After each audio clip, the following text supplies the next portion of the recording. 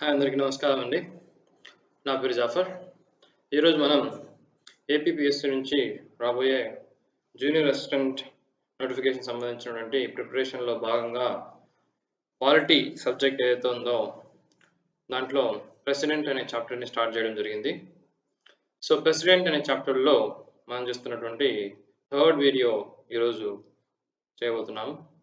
So, ప్రెసిడెంట్‌కి సంబంధించినటువంటి election process కానీ, తర్వాత ఎలక్షన్స్‌లో ఎవరెవరు పాల్గొంటారని గాని, తర్వాత ప్రెసిడెంట్‌కి సంబంధించినటువంటి పవర్స్ గాని మనం చూడడం జరిగింది. సో, ఈరోజు మనం ఈ వీడియో ద్వారా ప్రెసిడెంట్ యొక్క టర్మ్, తర్వాత ప్రెసిడెంట్‌ని ఏ విధంగా ఇంపీచ్ చేస్తారో, అంటే ఏ విధంగా తన పదవి నుంచి తొలగిస్తారో, ఆ ప్రాసెస్‌ని మనం ఇంపీచ్‌మెంట్ అంటాం. సో, ఆ ప్రాసెస్ ఏంటి?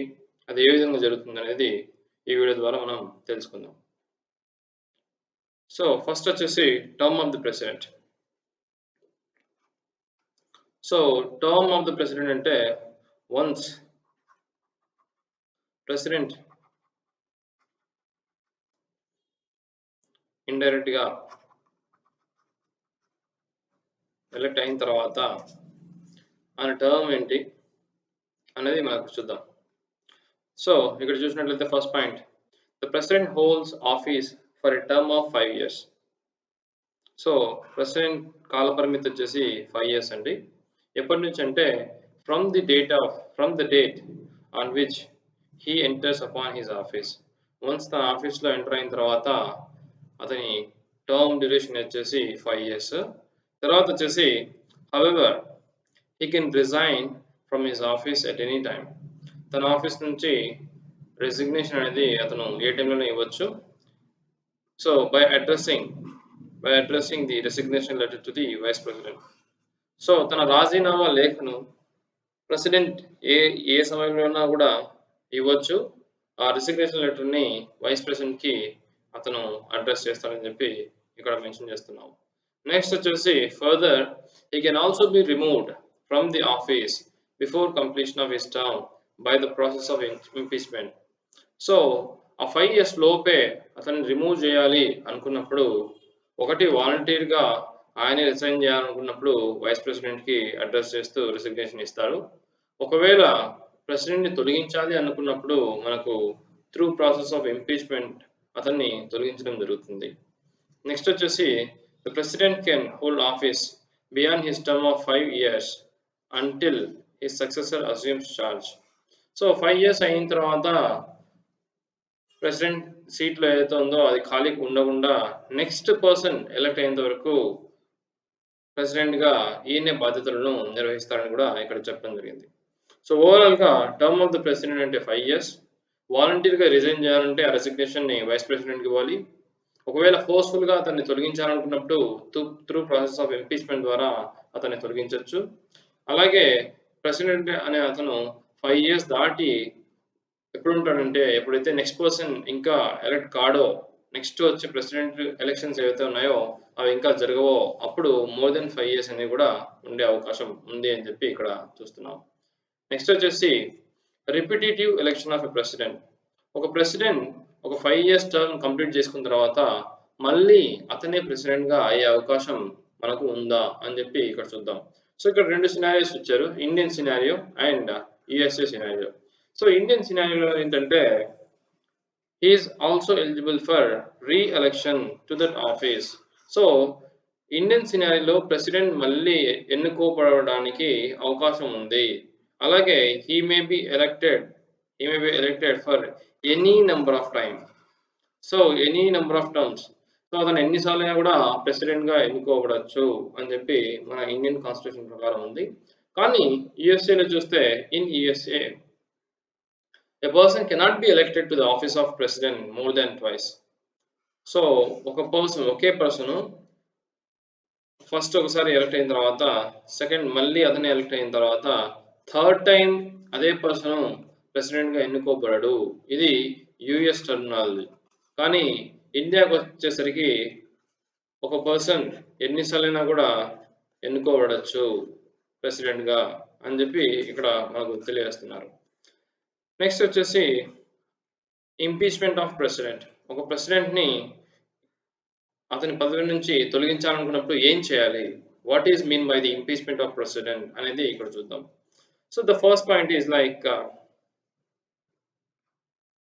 ఫస్ట్ పాయింట్ ఏం చెప్తుందంటే, the president can be removed from office by a process of impeachment for violation of the constitution.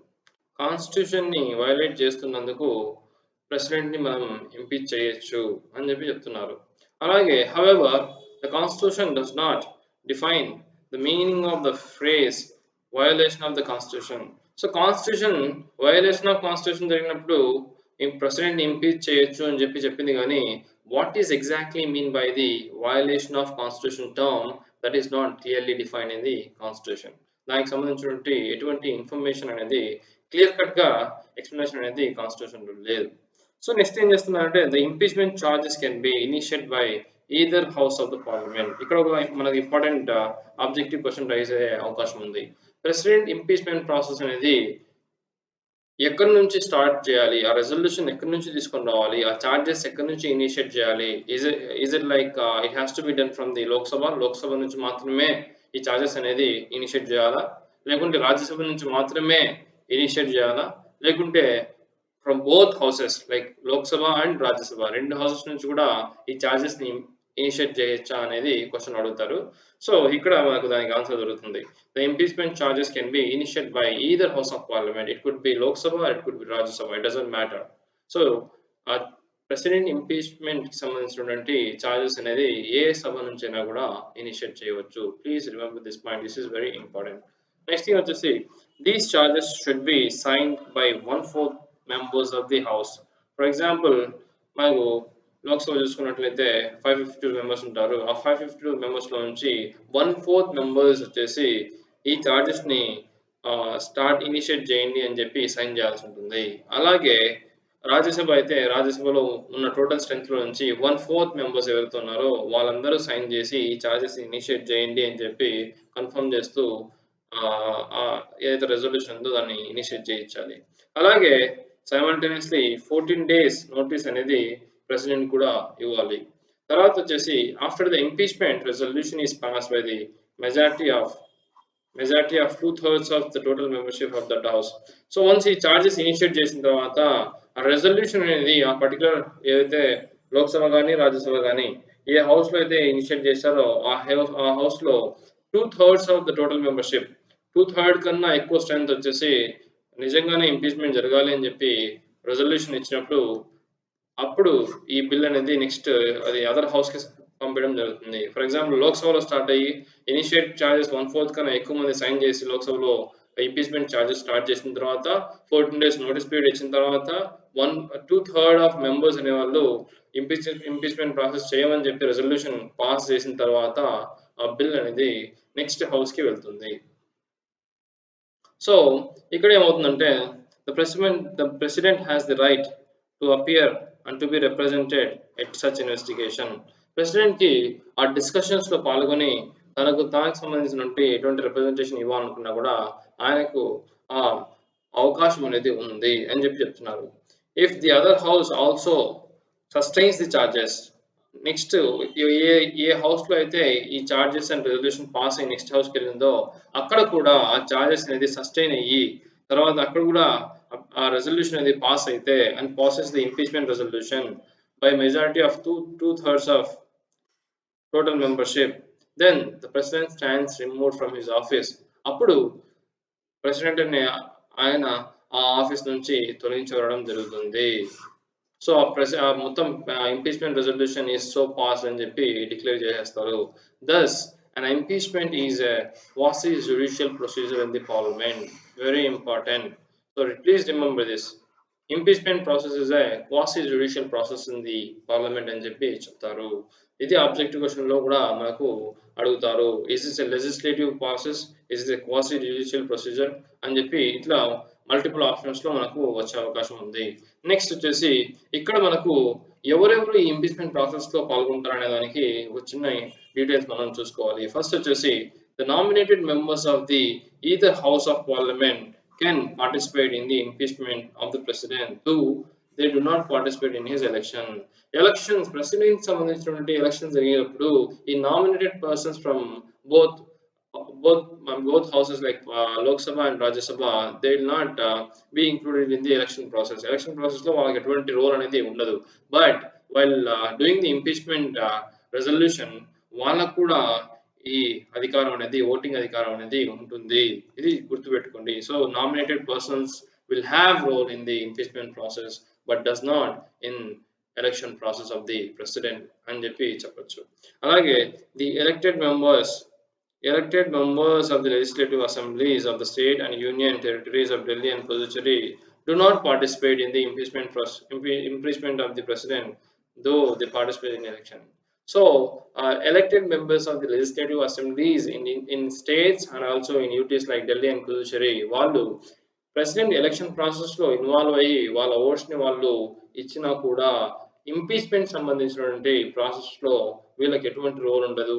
This is also one of the important points that we have to observe and remind in mind. ఈ రెండు విషయాలు మనము జాగ్రత్తగా చూసుకోవాలి. ఎవరైతే nominated members ఉన్నారో వాళ్ళ election ప్రాసెస్లో ఎటువంటి రోల్ ఉండదు. కానీ ఇంపీచ్మెంట్లో మాత్రం ఈ nominated persons in Lok Sabha and Rajya Sabha వాళ్ళకి రోల్ ఉంటుంది. అలాగే ఎలక్షన్ ప్రాసెస్లో ఉన్న రోల్ ఉన్నటువంటి elected members of legislative assemblies from states and union territories like Delhi and Puducherry వాళ్ళకి రోల్ ఉంటుంది ఎలక్షన్ ప్రాసెస్లో. బట్ ఇంపీచ్మెంట్ ప్రాసెస్లో ఎటువంటి రోల్ అనేది ఉండదు. Please remember this. నెక్స్ట్ వచ్చేసి no president has so far been impeached. ఇప్పటి వరకు from the right beginning from framing the constitution ఇప్పటి వరకు ఏ ప్రెసిడెంట్ కూడా ఇంపీచ్మెంట్ కి గురి కాలేదు. సో ఇది ఫ్రెండ్స్ ఈరోజు మనం చూసుకున్నటువంటి president term and impeachment process గుర్తుపెట్టుకోండి. So these are key points. ఏంటంటే ఫస్ట్ వచ్చేసి president holds office for 5 years అనేది గుర్తుపెట్టుకోండి. తర్వాత రెసిగ్నేషన్ వాలంటీర్గా ప్రెసిడెంట్ ఇవ్వాలనుకుంటే వైస్ ప్రెసిడెంట్కి ఇస్తారు. అలాగే ప్రెసిడెంట్ని ఫోర్స్ఫుల్గా రిమూవ్ చేయాలనుకుంటే త్రూ ఇంపీచ్మెంట్ ప్రాసెస్ రిమూవ్ చేస్తారు. ప్రెసిడెంట్ అనే అతను 5 years కన్నా బియాండ్ అతని సీట్లో ఉండాలనుకున్నప్పుడు నెక్స్ట్ సక్సెసర్ అనేది అతను రాకుండా డిలే అయినప్పుడు 5 years బియాండ్కి వెళ్ళే అవకాశం కూడా ఉంటుంది. ఇంపీచ్మెంట్ ప్రాసెస్ తర్వాత వచ్చేసి ఎలక్షన్కి ప్రెసిడెంట్ సీట్కి మల్టిపుల్ టైమ్స్ ఒకే పర్సన్ ఎలక్ట్ కావడానికి మన ఇండియాలో అవకాశం ఉంది. బట్ ఏంటంటే యుఎస్ఏలో ట్వైస్ 2 సార్లు కన్నా ఎక్కువగా ఒకే పర్సన్ ప్రెసిడెంట్గా ఉండలేడు. తర్వాత ఇంపీచ్మెంట్ ప్రాసెస్ కూడా ఇక్కడ మనం క్లియర్గా చూడడం జరిగింది. సో ఇది ఫ్రెండ్స్ ఈరోజు మనం ప్రెసిడెంట్ సంబంధించినటువంటి టర్మ్ అండ్ ఇంపీచ్మెంట్ ప్రాసెస్. దీనికి సంబంధించి మీకు ఎటువంటి డౌట్స్ ఉన్నా కూడా మీరు కామెంట్ సెక్షన్లో తెలియజేయండి. ఇలాగే మనం జూనియర్ నేషనల్ కోర్స్ సంబంధించినటువంటి అన్ని సబ్జెక్ట్స్ కూడా మనం వీడియో చేయడం జరుగుతుంది. సో ఈ వీడియో మీకు నచ్చినట్లయితే లైక్ చేయండి, షేర్ చేయండి మరియు ఖచ్చితంగా సబ్స్క్రైబ్ చేయండి.